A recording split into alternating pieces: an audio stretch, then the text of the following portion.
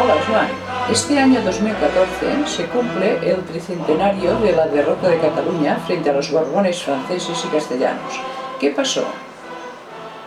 2014 es tan solo un capítulo de una historia que comenzó en el siglo XII, cuando la élite castellana se enriqueció con la reconquista de los territorios islámicos de Al-Ándalus. Entonces, Castilla cometió dos errores que la marcaron para siempre. Sustituyó a los agricultores árabes por gandules cristianos y transformó gran parte de las tierras de cultivo en áridos latifundios. En el siglo XV, con el desgraciado casorio de Isabel de Castilla y Fernando de Aragón, surgió una especie de confederación entre Castilla y Cataluña, hasta que, el año 1492, una expedición tripulada, capitaneada y financiada por Cataluña, bajo el amparo de la Virgen de Montserrat, su patrona, descubrió el continente americano. Entonces Castilla, mediante intrigas, imposiciones, capitulaciones y documentos falsificados, se arrogó el descubrimiento y a Cataluña le prohibió todo negocio en los nuevos territorios.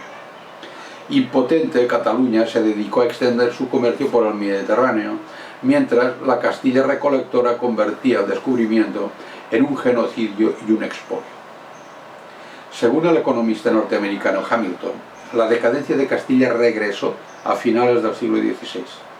En tan solo 100 años dilapidó la ingente fortuna americana, se arruinó y, todavía peor, fomentó una sociedad de gandules cuyo lema era, como en el siglo XII, no es de hidalgos el trabajar, sino el vivir de rentas. Supongo que en tu exposición te refieres únicamente a la élite castellana. Por supuesto, la población castellana era maltratada como en todas partes y a la élite le importaba una mierda.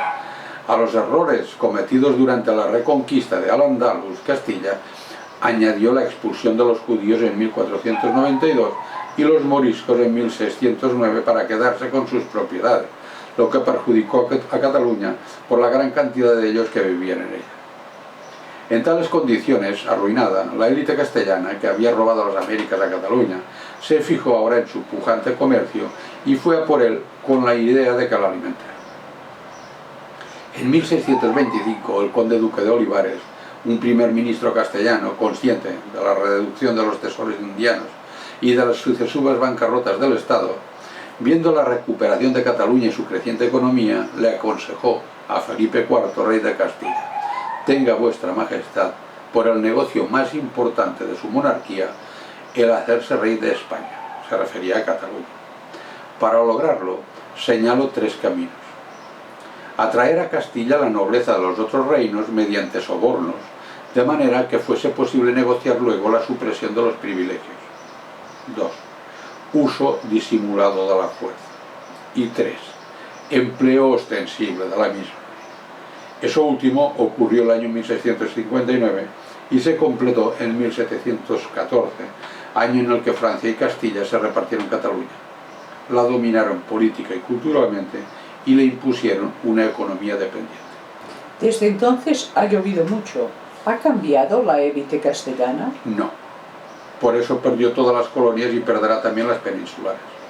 En la actualidad, las balanzas fiscales españolas demuestran que los territorios catalanes y Euskadi, sometidos y convertidos en colonias, son los únicos contribuyentes positivos, mientras que de la España castellana solo Madrid contribuye positivamente, pero con una diferencia: entrega una ínfima parte de lo que roba durante todo el año a la periferia.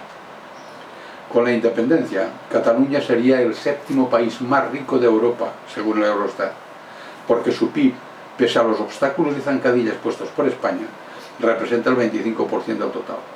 Castilla sigue practicando el consejo del dictador Francisco Franco. A esos catalanes hay que ahogarles económicamente. ¿Ves indicios que hagan pensar en un cambio por parte de la élite castellana? No, de ninguna manera. Ante el cansancio de Cataluña y sus pretensiones de independencia, Castilla responde que está dispuesta a dialogar siempre que no se hable de territorio ni de libertad de decidir. Es como sentarse a negociar un divorcio con una de las partes negándose a hablar de propiedades y de separación. Los reiterados intentos de Cataluña por resolver el conflicto pacíficamente siempre han sido contestados con violencia y represión. no hay solución posible porque España necesita colonias como Cataluña para poder vivir sin trabajar. El problema es grave entonces. Sí, porque los gobiernos de España, además de gandules, son derrochadores. Con el dinero de Cataluña y de la Unión Europea han construido trenes de alta velocidad sin pasajeros, autopistas sin coches y aeropuertos sin aviones, mientras se olvidaban de crear un tejido productivo imprescindible. Cataluña nunca ha dejado de proponer la vuelta a la Confederación, pero España no ha sabido renunciar a su imperialismo y la maltrata como a las colonias de ultramar. La península ibérica se recuperará el día que Castilla se quede sola y Madrid se convierta en lo que siempre debió ser, una ciudad pequeña.